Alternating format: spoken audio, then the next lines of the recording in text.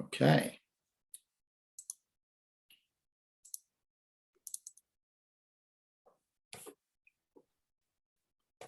Hi, welcome to the Cohasset Harbor Climate Resilience Initiative, our third forum. And Tim, I'd like to turn it over to you to do the introduction. Thank you, George, and welcome to all of those of you who are here this evening, and welcome to those who will be joining us as we go forward. And I particularly like to welcome our panelists, Joan and Carolyn. Thank you for joining us. I apologize for the mix-up in the last one, but here we are. So welcome. This is the third in our series of public forums on climate resiliency as it relates to Cohasset Harbor.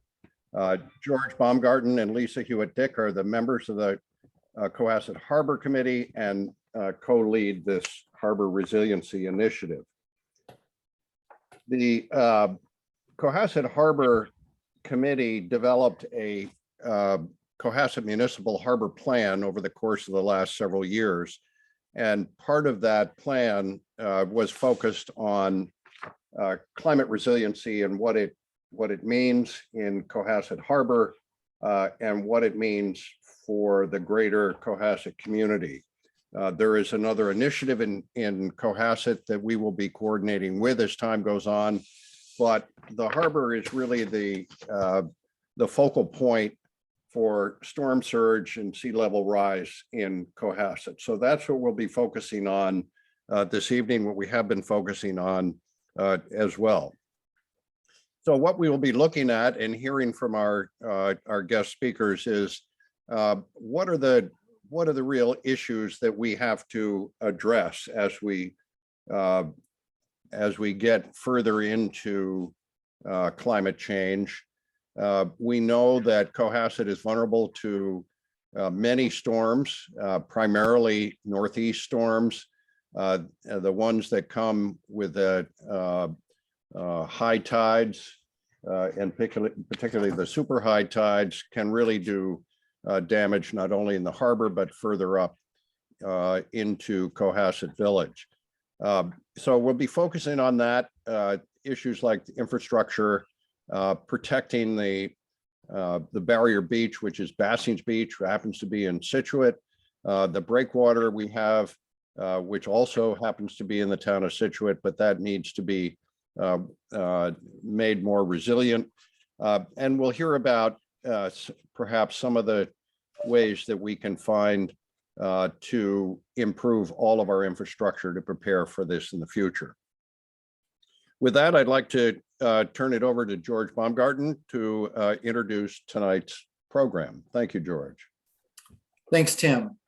So the Cohasset Harbor Climate Resilience Initiative has been a series of forums that we have run in 2022 to just bring a real spotlight on Cohasset Harbor and both its vulnerabilities and opportunities for resilience.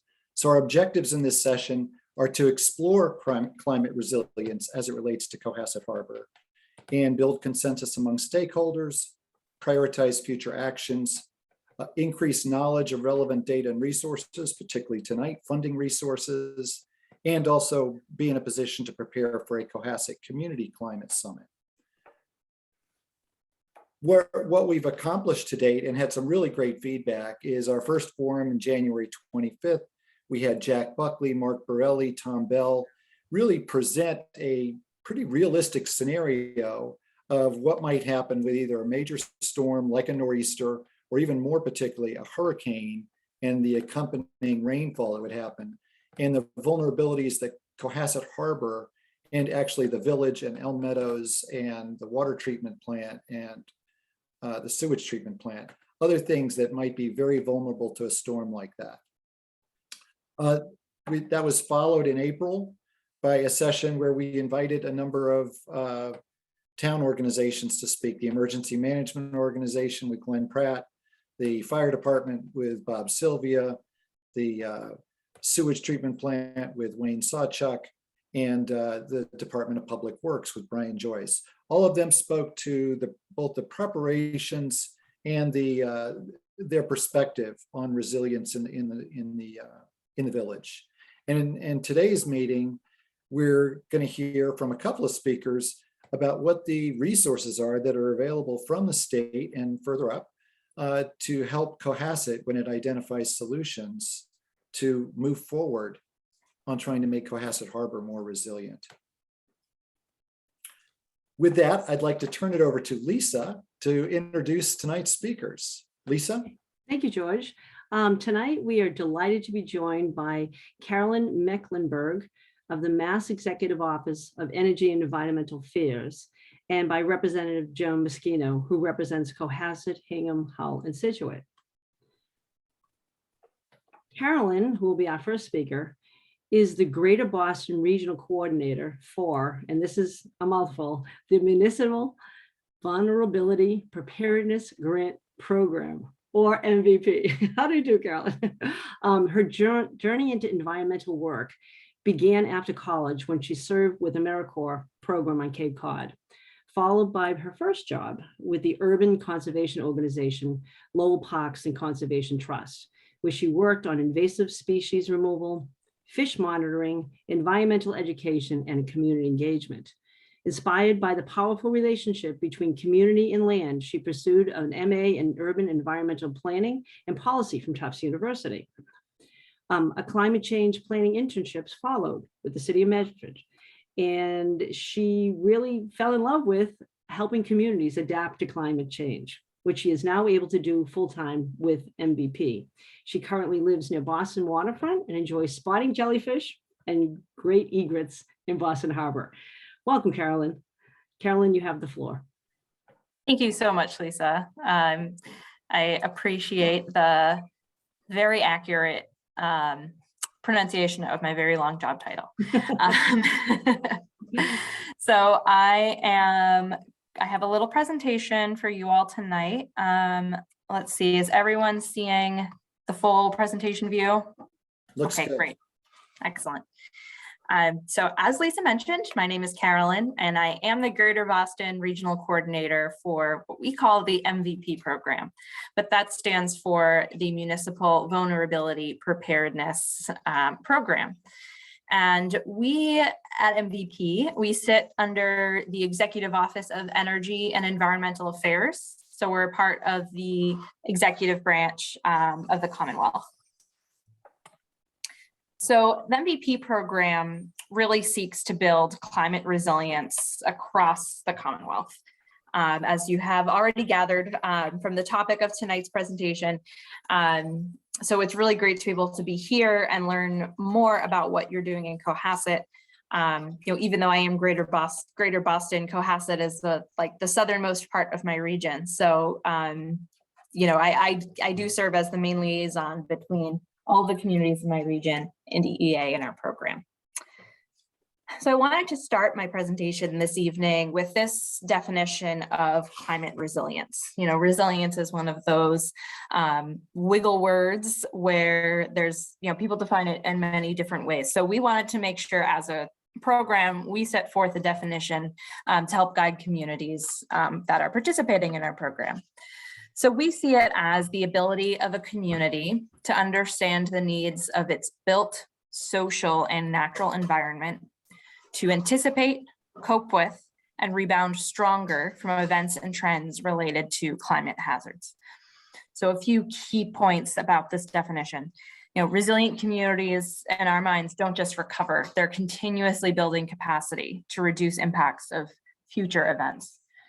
Resilience is interdisciplinary. So we really want communities to be physically resilient and built in natural environments, but also socially resilient. So meaning that all members of the community have the capacity to adapt to the climate change impacts. So that can mean financially, that could mean, having a voice in planning processes, that can mean many different things. And another key part of resilience, of course, is that it is long-term. We are looking towards future generations.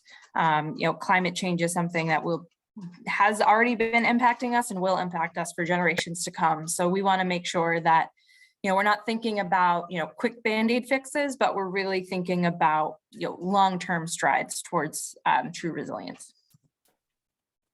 So it sounds like you've already covered a lot of the data in terms of the kinds of climate hazards that Massachusetts is facing, that Cohasset specifically is facing. So I won't spend a lot of time here. We do have rising temperatures and drought. We're in a drought right now, which is very early in the season. Heavy precipitation and sea level rise. So, Tim, you already mentioned sea level rise and storm surge.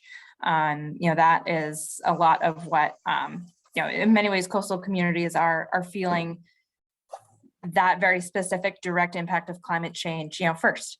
So it's something that I know you're already well attuned to thinking about. So in the MVP program, this is just a very quick overview of how our program is structured. So we have two grants, our MVP planning grant and the MVP action grant. Now, you and Cohasset are already familiar with these because you have done both. So Cohasset completed what we call our MVP planning community resilience building workshop back in 2018. So one of the very earliest communities to have done so. It was before I joined the team. I joined the team in 2019 in the fall. So this is to refresh your memory, it is a stakeholdering process where we bring together key folks in town with expertise on the built infrastructure, the natural environment, and the social makeup of the town to talk about the climate vulnerabilities, identify them, and develop adaptation actions and prioritize them. So that is all in this report that we do have on our website. And then once a community finishes the MVP planning process, you become eligible for MVP action grants. So that is a series of funds that are awarded to implement all of the great action items that you have in your MVP plan. So it's you have to do the planning grant, and then that leaves you eligible for action grants. And Cohasset did an action grant in partnership with the town of Scituate back in fiscal year 2019, where it was a great project about mapping storm tide pathways. So that is, if you're not familiar with it, I can also drop the link to that report in the chat as well. Our program is turning 5 this year. So this is a map of all of the communities that have participated in our program since its inception in 2017. So all of those shaded in communities means that they have either completed the MVP planning process or are currently enrolled in the process. So it's 95% of the Commonwealth, or 335 out of the 351 municipalities. So we were very excited about that. We were really able to expand our capacity once the team of regional coordinators was hired. So myself and 5 others across the state to be those more direct connections to the municipalities. We have awarded 232 action grants since 2018. So in total, between both the planning grants and the action grants, we have awarded over $65 million in funding. So now that I've given you a broader overview of our program, I really want to dig in and talk a little bit more about the kinds of projects that we are looking to fund and to share some relevant examples that you might be interested in. So just as a caveat first, we did just, our application rounds are always in the spring. So we are currently undergoing review for our FY23 awards. So, these conversations, it is always great to have them early in the fiscal year. So, you can always start thinking and brainstorming about, projects that might be appropriate for future fiscal years to come. So our program, first and foremost, is really focused on community identified priorities. That's where our structure comes from. We have the action grants need to come from the plans, which come from the communities themselves. So that is, we really want these solutions to be, more bottom up and really come from folks in the community. We do require that all projects incorporate the most up-to-date climate change data. So, this helps foster that long-term thinking to plan for, 2050, 2070, those climate change projections that we know of already, and really help folks develop solutions designed for those future scenarios. We look for projects that benefit a broad cross-section of the community or even multiple communities, because we know climate change doesn't respect municipal boundaries. So that's, you've participated in a regional grant with Situate already, which is great. It helps really make a more efficient use of resources and information. And we also hope that projects really authentically engage the broader community. So, community engagement is a huge part of our application, and it's a huge part of all of the projects that we fund. And this serves, many different purposes. We want to make sure that we're centering voices in the community that aren't, that historically haven't been involved in planning processes. We want everyone to be able to be a part. Everyone needs to be a part of building true climate resilience.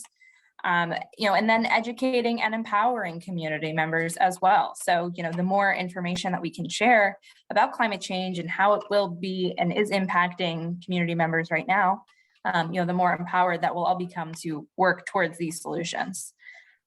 And of course, fostering stronger relationships between residents and municipalities. Again, that's very important, for decision-making, for getting everyone behind projects and making sure we're all agreeing on the path forward. So that everyone has a seat at the table. On a related note, we do prioritize projects that improve outcomes for environmental justice communities. The state of Massachusetts has a very specific definition of environmental justice communities based on census data. So the map was revised in 2020 with the new data, and it's based on a combination of income, low income folks, a certain percentage of a racial minority, and a certain percentage of limited English speaking abilities. So, but at the MVP program, we do understand that while that is a very important marker of who has historically been left out of these conversations, who has, received the bulk of environmental burdens over the years.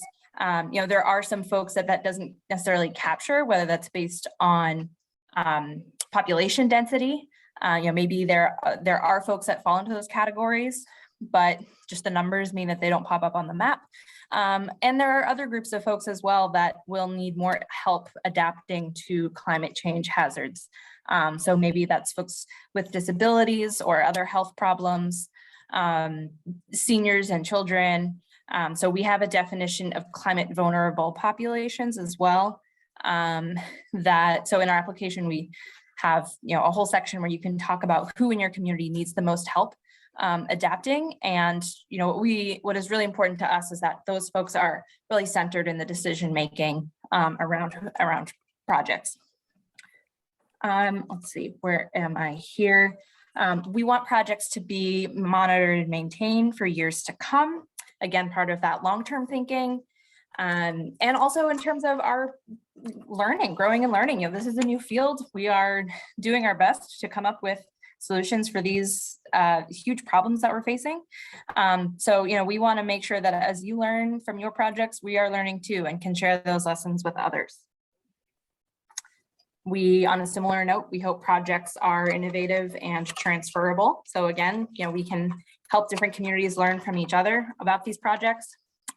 And last but not least, we really seek projects that look to protect, restore, and or manage ecological systems to build resilience.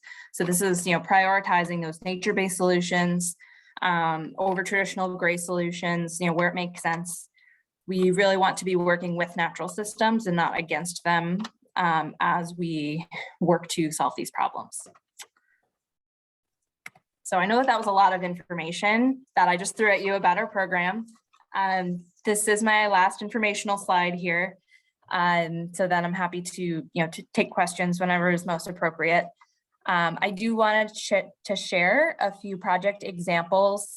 As a disclaimer, none of these projects are in my Greater Boston region, I pulled the other two coastal regional coordinators for some coastally oriented projects, because I don't have as many coastal communities in my region, to share with you all that might spark your interest. So if you do want more information on any of these projects, I'm happy to connect you with the right folks if I can't answer any questions.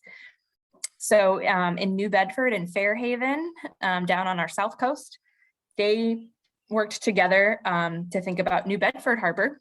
And, it is a very active fishing port. It's the most profitable fishing port in the country. And so they used, it's very important to their economy and their culture. So they used the Massachusetts Coastal Flood Risk Model, which has been developed by Woods Hole Group, to create future development guidelines for the harbor, as well as the Maritime Business Resilience Toolkit, to help folks avoid impacts of sea level rise and storm surge in the harbor. So there's some really great, I can share that website as well. There's a lot of really great information from them. In the town of Swampscott, they designed, permitted, and implemented some nature-based coastal resilience strategies. They looked at their town and they identified 2 particular beaches that were flood pathways. And so they nourished some dunes, adding beach grass, and really strategically adding boardwalks and fencing that you can see here to ensure that folks weren't walking and endangering the dunes that are protecting the beaches and that are protecting the rest of the inland town from these flood pathways. So that is, this photograph here is the result of that project. So the beach grass is establishing, and that seems to be going well so far. And then finally, we have Newbury and Newburyport, who are the 2 municipalities that have a presence on Plum Island. So this project evaluated the fiscal implications of sea level rise, severe storms, and coastal erosion on Plum Island to help them make decisions about long-term planning. Both towns provide services to Plum Island. So it is a great assessment it's essentially a cost-benefit analysis about, how is sea level rise impacting Plum Island and what are the needs going to be moving forward. So that is all I have for you this evening. I'm happy to answer your questions when the time is right. And if I can't answer them, direct you to someone who can. And thank you so much for coming tonight. I know it is a beautiful evening outside, so we have a strong competition for folks being here. So thanks for listening. Thank you, Carolyn. Our next speaker is our very own Representative Joan Moschino. Joan is the state representative for the 3rd Plymouth District, which includes Cohasset, Hingham, Hull, and North Situate, a former Hull selectman and nonprofit executive director. The representative currently works on environmental issues through her seats on the Joint Committee on Telecommunications, Utilities and Energy, the Metropolitan Beaches Commission, and Ocean Advisory Commission. Last session, she filed landmark legislation to set Massachusetts on a path to net zero greenhouse gas emissions by 2050. I'd like to once again welcome Joan. Joan, the floor is yours. Oh, thank you so much, Carolyn. I just wanted to say that was an absolutely fantastic presentation.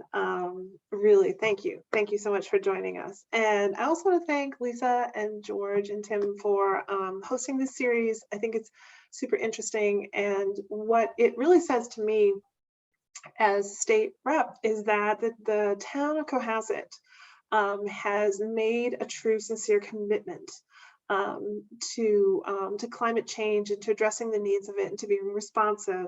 And, for my part, that falls into sort of 3 buckets, right? It's the adaptation, it's the resilience that we're talking about tonight, but then also mitigation as well.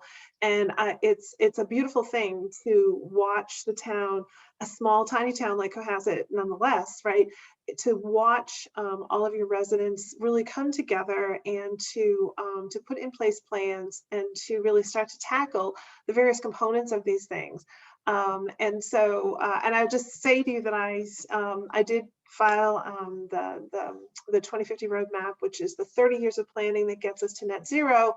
and ultimately came out as, I think it's called the Next Generation Roadmap for Climate, for Massachusetts Climate Policy is the actual title of the bill that was passed into the 2021 session laws. So I speak on this all the time, and I just want you all to know that I do hold up Cohasset as one of my communities that's really come together in tackling these issues. So it's no surprise to me that you're holding this and that it's really been a terrific series of forums that I look forward to the summit. So I just want to uplift a few things that that Carolyn was really saying. You know, as I said, you know, in the climate planning for net zero, the key piece there, really the whole point of that is really is 30 years of planning. And as municipal elected officials and appointed officials, you understand that you have to have goals to sort of to get yourself there. It's a very iterative process, and it really is meant to happen mostly at the local level. That's where all the action really is going to be. The point of having a bill like the Next Gen roadmap is really to make the commitment at the state level, but to align all of the work towards those goals. And so what you heard Carolyn talking about is probably one of the most significant programs at the local level in terms of the resilience piece, where you're seeing that that statewide commitment and those investments being made. How we spend our money is what our policy actually is. And as Carolyn noted, there's about $65 million so far, which is a substantial amount of money to come through a state program. And it's probably the most relevant to the work that you're thinking about doing in the harbor itself. But I did also want to mention a few other things in terms of the larger financial sort of funding landscape. Just to take a little step back, I actually participated in your MVP assessment program part. It was a great community program. Everybody was there. I mean, really, it was really impressive to have everyone in one room, both making that commitment and also sort of feeding in both the vulnerabilities, but also the opportunities. And Carolyn said that too, and that's really an important key piece here, because I think it's really easy to be overcome with the idea of what are the vulnerabilities. But as I'm fond of saying, is that these impacts hit us. They're very much public safety, public health, public, social justice, like all of these components. But the solutions are by and large economic. And so what you're seeing the state doing is decarbonizing on the mitigation side, but also making investments on our infrastructure, both nature-based solutions as well as the built environment. And it's important that we talk about both, because what you really are doing is looking to see what your assets are as much as anything. And that's what the state is doing. And that's where you're seeing us invest in those programs. So the funding is going to come in a couple of different ways. Some of this is going to come through existing programming. The whole point of the roadmap bill was to integrate our climate change goals for the 3 buckets across state agencies. Originally, it was really around power generation, which is hugely important to decarbonize our economy. But that's only on the mitigation side, and that can have some positive impacts. Think community solar, distributed solar, right? In terms of resilience, if you have solar in your house, if you have batteries, you have all these things, and those investments help us be more resilient. But to the point today, so you'll see all of your programming coming through. If you were to build your library, it would have green components. And Carolyn was talking about, how you do the MVP program. This makes you then eligible for grants. You're also a green community. Again, aligning all of the work, heading in a direction, it makes you eligible for other grants. And so that's really what the state is trying to do, is to align the work to get everyone locally thinking about it, to really embrace it. But the point is to be ready for it. one of the best assets that you have is your planner.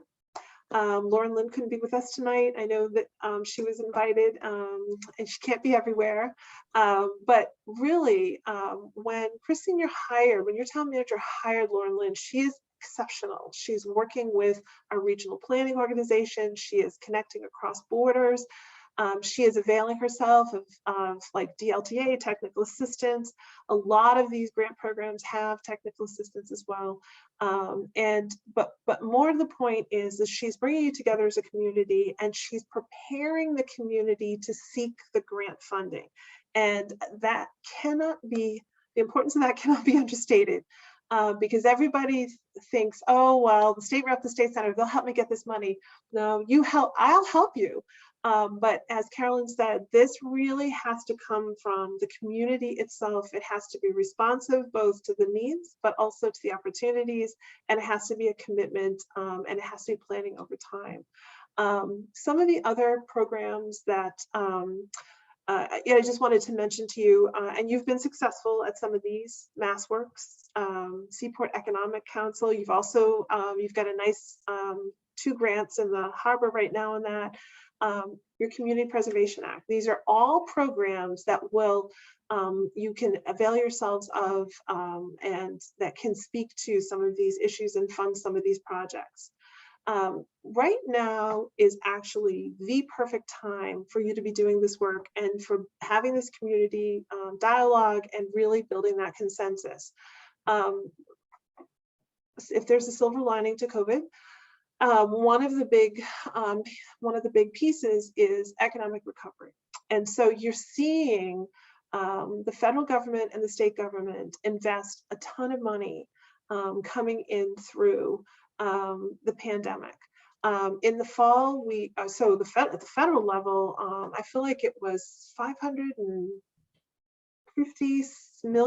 billion, excuse me, dollars in new spending on our nation's infrastructure over the next 5 years. And all of that spending is going to be looking ahead towards resilience and to mitigation. And so what we're doing here is we're saying, as we're spending this money, we're going to look at it through that green lens. ARPA, we did a big ARPA spend bill in fall. We will take up another ARPA spend bill this summer. That's the forward bill that Governor Baker has been talking about. There has been a municipal bond bill that we just took up. We're doing a transportation bond bill tomorrow. All of these are big bond spending bills. And what they do is they are the things that will fill the grants and the programmatic, like transportation programmatic work. They will fill the grants that you will apply for. And so the work you're doing right now is hugely important towards just preparing yourself to apply for it, to know what to do, to have a long arc of planning, but to be ready to also receive it so that spending is effective. And that's really one of the big things that I've learned that the state will look to. And I think Carolyn really articulated that exceptionally well. The other thing I did just want to mention is that, as I said, this is an economic bill. It's an economic solution. So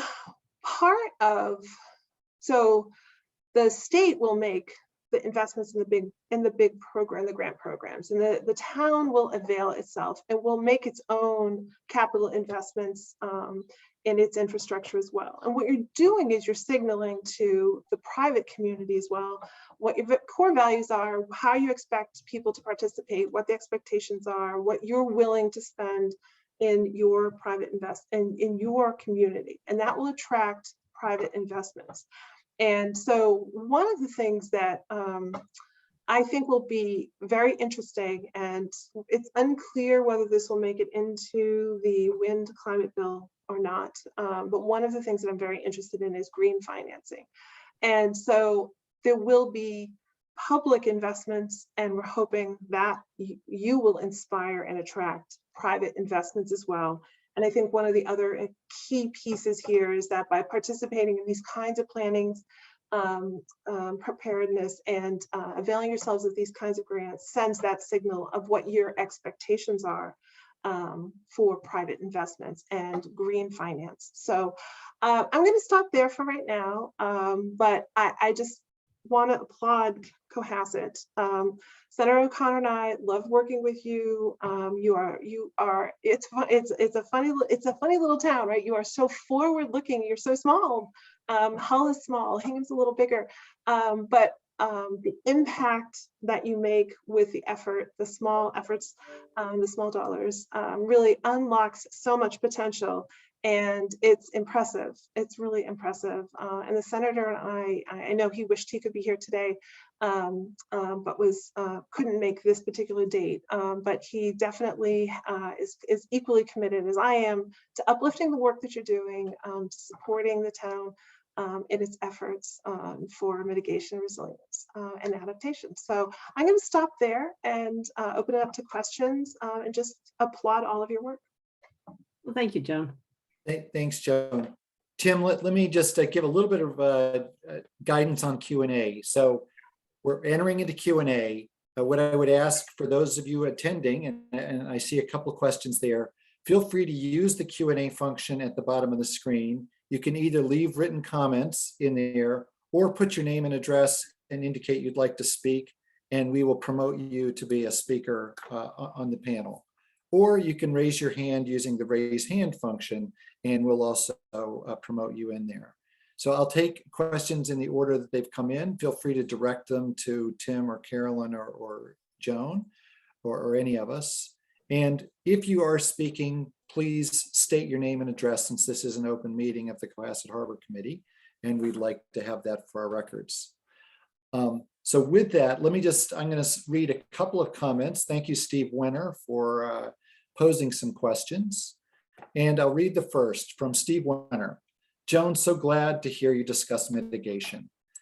The legislature is doing a good job, but the administrative and regulatory agencies, in particular the DPU, is dragging its feet and slow walking implementation of the Commonwealth's climate goals. How do we get our agencies to embrace climate mitigation? That's to you, Joan. Yes, DOER and DPU, it's funny, sometimes they are incredibly quick and brilliant and jump to it, and other times it just feels like they're dragging their feet. In this instance, it has been slow going, and thanks to Steve Wenner, they have engaged my office, and we have been, I think nagging is the only real word I can use. So we will continue to push them, but it matters who's the governor, and it matters who we vote for. So I did see that Steve also had a second question about the grants.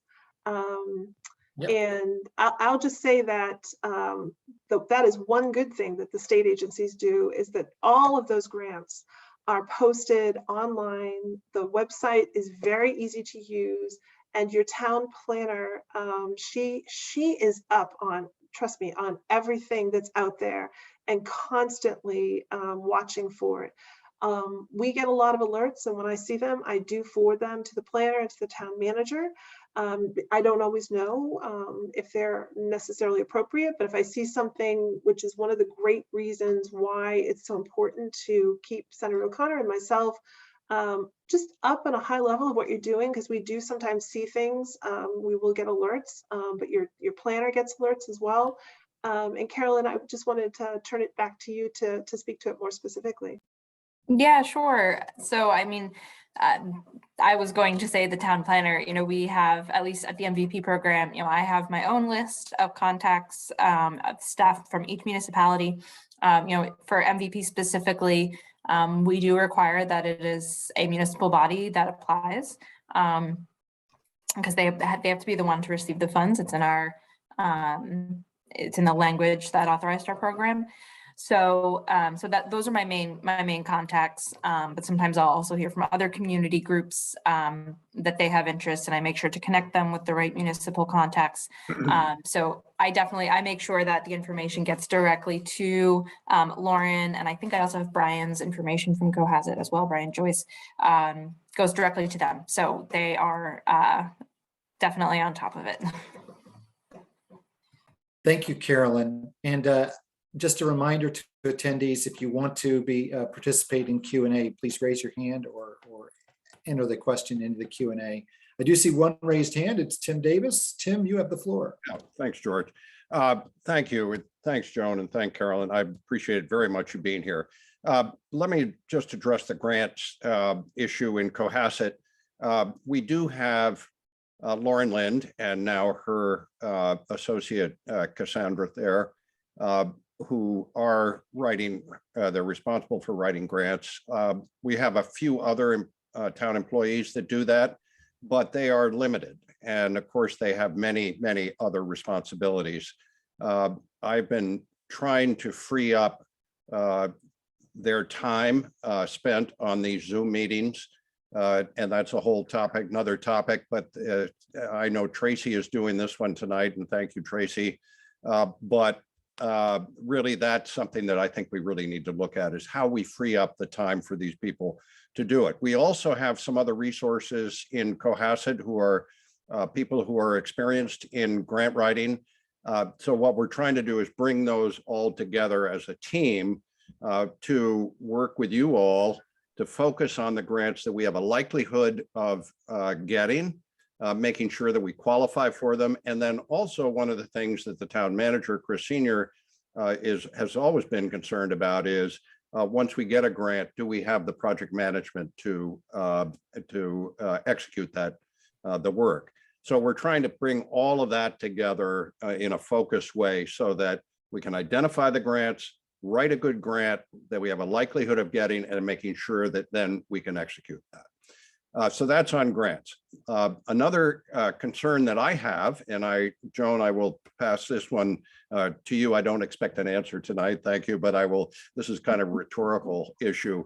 The biggest vulnerability that Cohasset has, Cohasset Harbor has, and Cohasset itself has, comes from a town nearby called Situate. We are totally vulnerable to the weather and sea level rise coming in from Situate waters. In order to protect Cohasset, in order to build resiliency, we need to do that in waters and land that are in Situate. So it would be wonderful to find a way to work with Situate. I've tried over the years to do that with some difficulty. We're trying to do this through a political process. We're trying to do it a number of different ways, but we do need to build resiliency in our breakwater. I spoke with the harbor master yesterday, and she suggested 2 feet additional on the top of our breakwater would help. We also have Bassings Beach, which is a barrier beach. We have eelgrass beds that are out there that protect barrier beaches and protect Bassings Beach, and they are vulnerable. We need to work on making sure that they are growing and not shrinking. And also, if you go down around Bassings Beach, down through Briggs Harbor and around into the Gulf River, that's also vulnerable, and we need to work with that. All of that is in a neighboring town and a neighboring county. So how our forefathers decided to divide it up like that is beyond me. But anyway, that's the way it is. And so this is again a rhetorical question, Joan, but how do we work with Situate to accomplish these goals? And you can think about it, and the next time we communicate, you can help me with that one. The final thing is Situate is not an economically deprived town.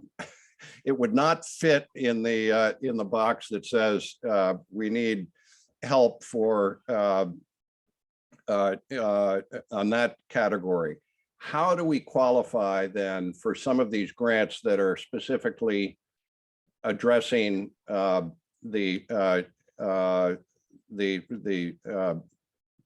perhaps the less fortunate communities in Massachusetts? I mean, is there a way we do that? Do we?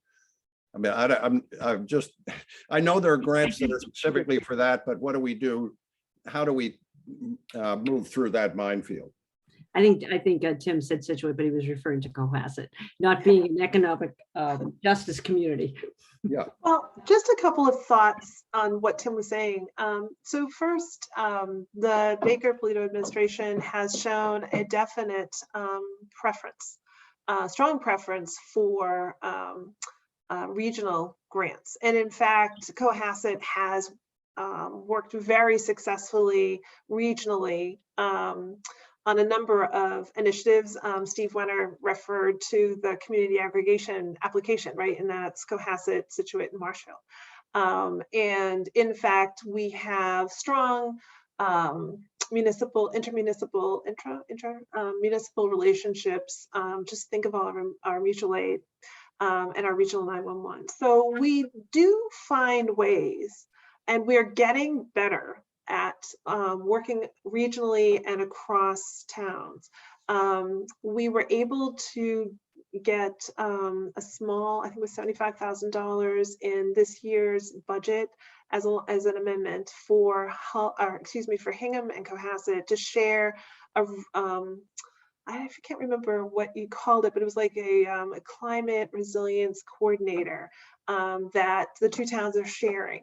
And so if we're able to get that funding through the final budget and then out of A&F, that's another opportunity to work collaboratively with a neighbor on these issues and of resilience in particular. And I think Hull is hiring their own, and then I would expect those two people to work collaboratively again on resilience. So to your point, Tim, it is hugely important, and we're getting better at it. And we're putting in place the natural mechanisms for communication on these very topics. And I think right there is a great start. And we can talk more about how we might entice our neighbors to partner, et cetera.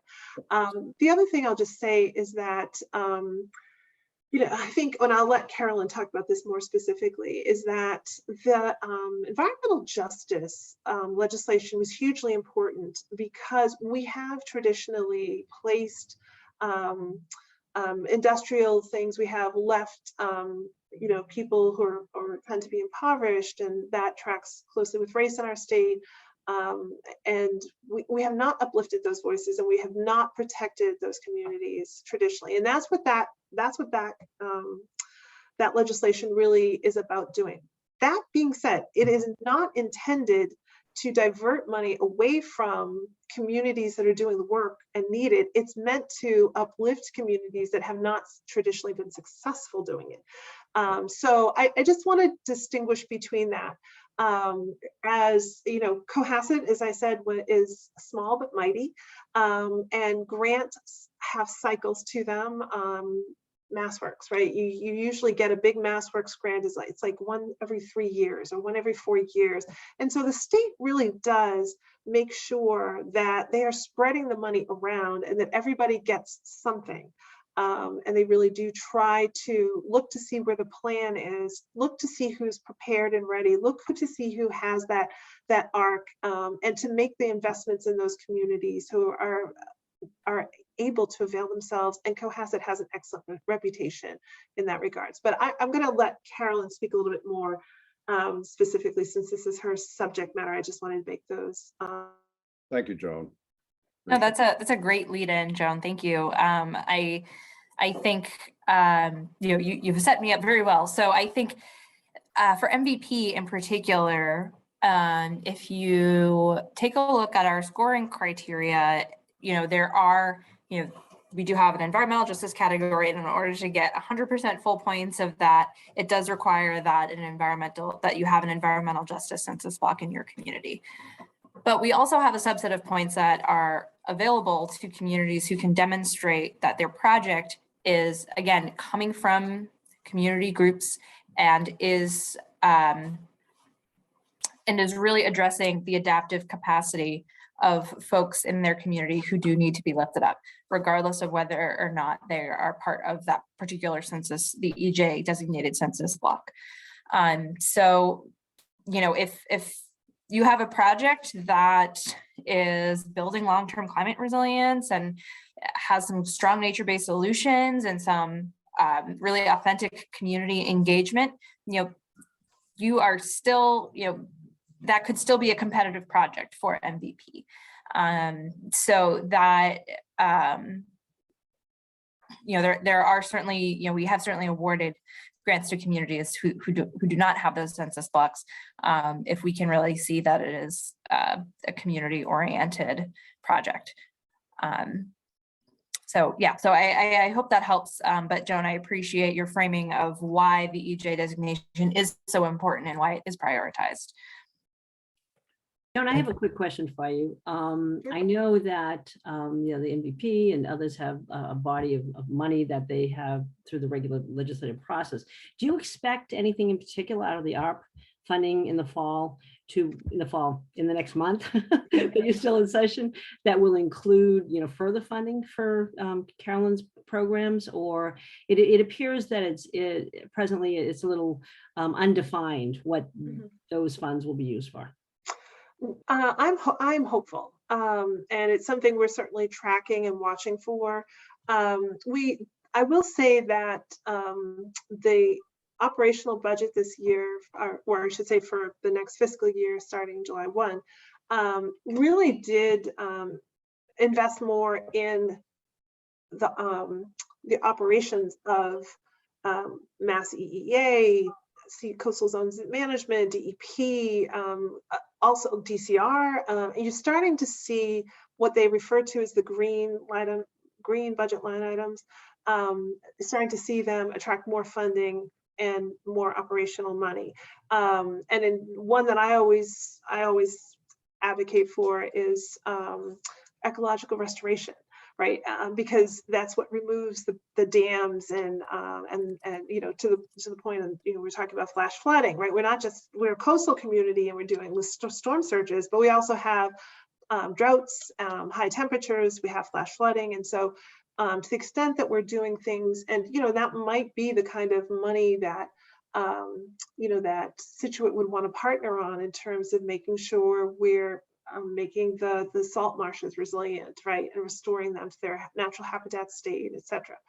And so you're seeing good money go into those operations, because you can give an agency all the money in the world, if they don't have the personnel to spend it or to operationalize it. What difference does it make if they can't get it out there? And so, so we're seeing those increases as well.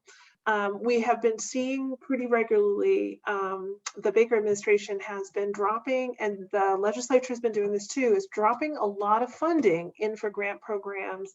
And because if you remember, the lieutenant governor has come around to every single community on the community compact as well, right? So there's other places that might not have been necessarily focused on resilience or mitigation, but that your community certainly are poised to receive. And the whole point, again, is making sure that everybody's engaged so that they can be getting all of these fundings. So instead of, say, individual line items for, that's not the right word, I can't think of the right word, but like if I get like $1 million for a project just for Cohasset, right? Like, as opposed to like those one-offs, it's really about funding the work. And so I think what you're going to see, and what I would expect, is that this next take on ARPA, which fingers crossed is soon, will be to fund a lot of the programmatic work that we're talking about right here. And that's what I would expect. And it's my understanding that the ARPA money is good for 3 years, or the lifeline of that is for the next, for 3 years. Well, it's already a year in, for the next 2 years, and right, it has to be appropriated. Right, you just have to commit the funding, and that shouldn't be a problem. Most of remember they used the word shovel ready in 2008, and that was when they did that spending. It was shovel ready. We're also talking about shovel ready but shovel worthy as well. And I think that was sort of the next iteration that the Baker administration really sort of put on it. And we'll have to see how this works, but in the forward bill that the governor put out, I can't remember how many billions of dollars it was, but it was basically, it might have been $3.5 billion. It was kind of like a next piece of the ARPA spend money. And what he did was he looked to see all the grants that hadn't been funded. And he put those in there as commitments by the towns, work that they felt was important enough to seek a grant on, that's already shaped, it's already ready to do.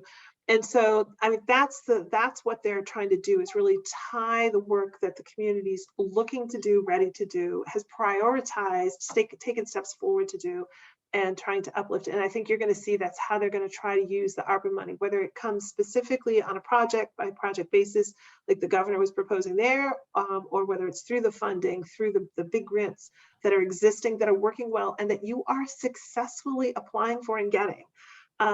Either way, or both ways is what I'm hoping, it really will work to your benefit as Cohasset. Does that answer the question you were hoping for? Thank you. We have 4 questions that have come in through the Q&A, and I want to serve them up. And Carolyn, you may have answered one, but I want everybody who's attending to hear. So from Steve Wenner, Carolyn, does EEA have a time horizon for the effectiveness of adaptation projects? For instance, how many years of protection are necessary to make seawall enhancements worthwhile? 20 years, 50 years? Yeah, Sure. so I answered this question through the Q&A because I wanted to drop a link in. The answer to that really depends on the project, on the site, on the asset, on the hazard. But we did develop a tool. So at the Commonwealth of Massachusetts, we have something called the Resilient Massachusetts Action Team, RMAT. And those are cross-secretariat group. So there's a member from each agency in the executive branch represented to work on resilience issues. And one of the things that came out of RMAT was a climate design standards and guidelines tool. So this is a tool that project managers can use, and we do require that folks use it in their MVP application if their project is centered around a particular asset or place or physical resource. And you can input information about the project, and the tool will give you some recommendations as to which time horizons you should be considering and what data sources you might want to look at. So it's been, it was initially released last year, and then there was an update this year. So it's certainly something that is, we're constantly looking at and working on, but it is a resource to help folks answer that very question, because it is a very important question. Thank you, Carolyn. So we have a couple of other questions. I think a next one for you as well, Carolyn, from David Farag. What are some of the types of projects you are seeing in coastal communities for infrastructure regarding resiliency? Yeah, so I was also going to share another link here. We had a grant map viewer. So see, I just answered the question with it. And it shows all MVP grants that we've awarded, as well as, I can't believe I failed to mention this, grants coming out of our Office of Coastal Zone Management. So CZM has had climate resilience grants. They were the ones who inspired our program. Our program was essentially like, CZM has this great program for the coast. Can we bring it to the whole state? So they are really the pioneers here on that. So you can see those grants as well. They have coastal resilience grants, and then I think some other more water quality oriented grants as well. But I see a lot of, at least in my region, so far I haven't had a lot of infrastructure grants. Because oftentimes other grant sources are better resources. So for example, the dams and seawalls grant. That is a separate grant out of EEA that will fund that kind of physical coastal infrastructure. That's something that would not be as competitive for an MVP grant. But I've seen a lot of vulnerability assessments of wastewater treatment infrastructure, because that is oftentimes right on the coast, right on the water, as I'm sure you know. I've seen, what was another assessment that I had? I have some work going on in Winthrop and Revere right now around Belle Isle Marsh and how to build resiliency around that project, around that important natural resource. But I think I feel like there's probably a lot more in the CZM grants. There's more of a history there that you can kind of dig back and see since they've been around for longer. So I encourage you to explore that map. I was also going to mention for other types of grants. So like if you think about Straits Pond, which is borders Hull and Cohasset, some of the habitat restoration that they've done there.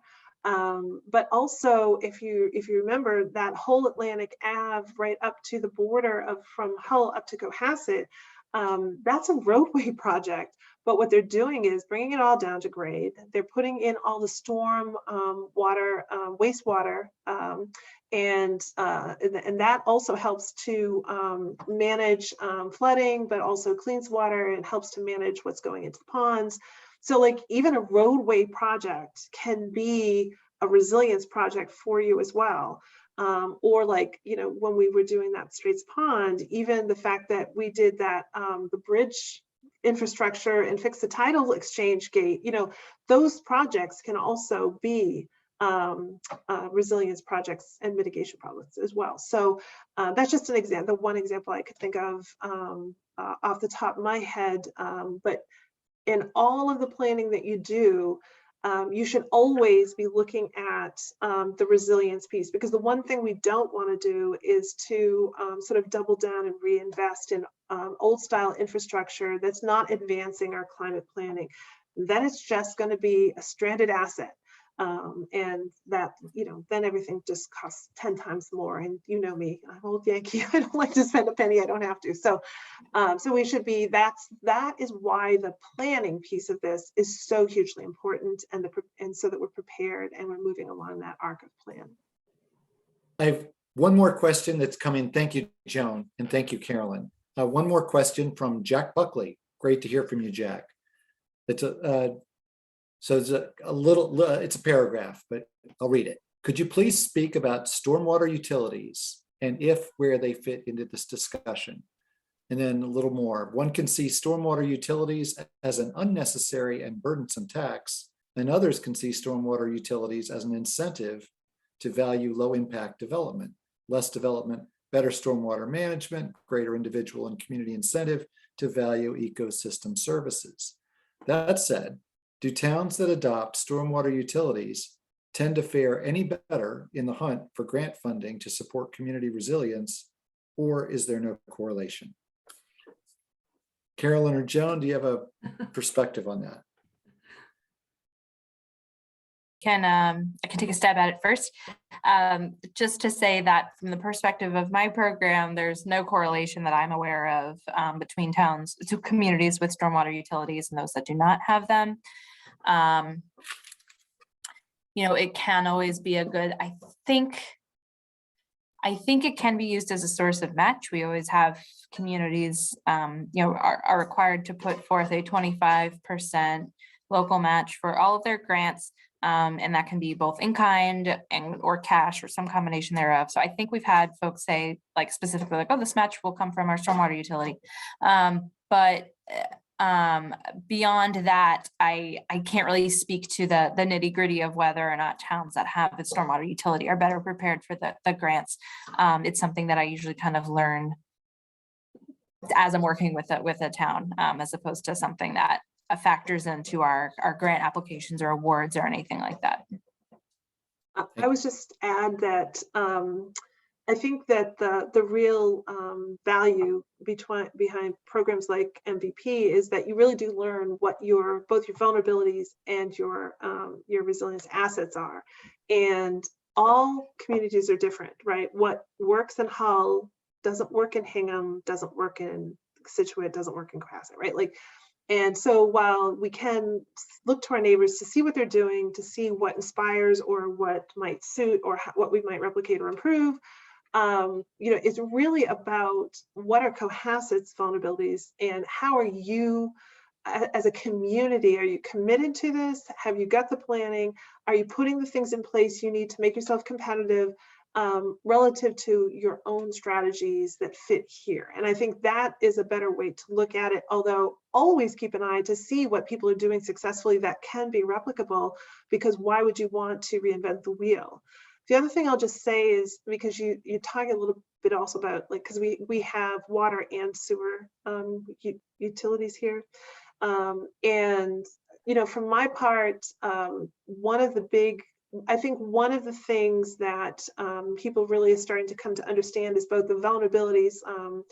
I just speak to Hull because, right, they had a catastrophic event with the flood, with the storm water and invading into the sewer plant, and actually knocked out one of their turbines. It was down for very briefly, but everything was fine. And, you know, I think people are starting to understand both how vulnerable those kinds of systems are, but also those tend to be hidden infrastructure. You just don't see it, and you don't realize it, you don't think about it until it's broken.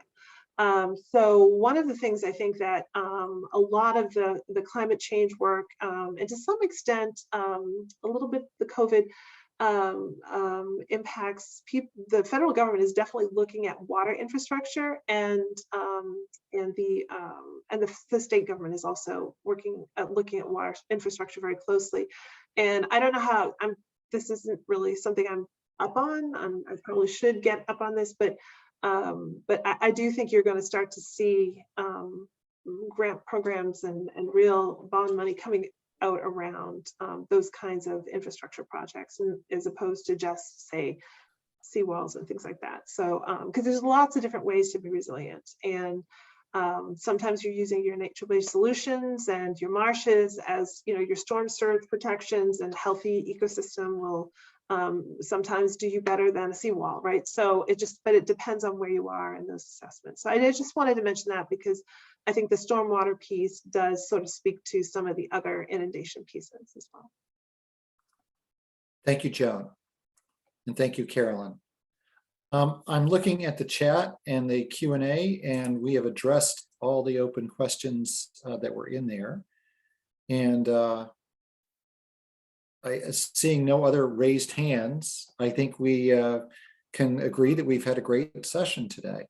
So I'd like to thank you, particularly Carolyn and Joan, for carving out your time on a beautiful day to speak into a Zoom for those of us on it.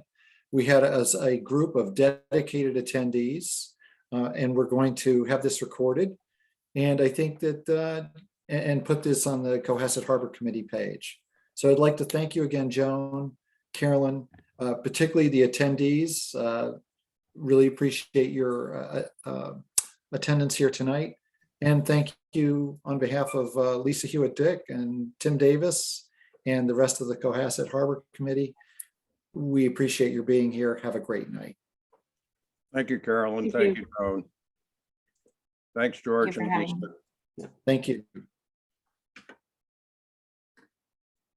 That was awfully good of you, Joan. Thank you.